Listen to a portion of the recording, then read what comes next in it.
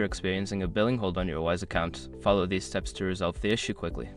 This guide will help you understand the process to remove the hold efficiently. Step 1. Log into your Wise account. Access your Wise account by visiting the official website or opening the app. Enter your login credentials to get to your account dashboard. Step 2. Check notifications. Once logged in, look for any notifications or alerts regarding the billing hold.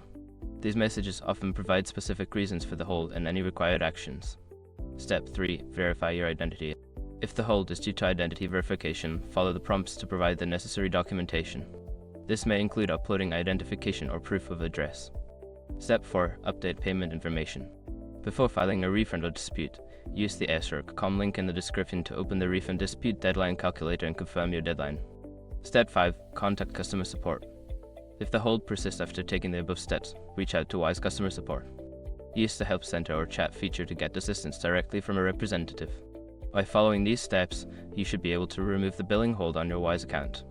If issues continue, regular communication with customer support will be essential for a resolution.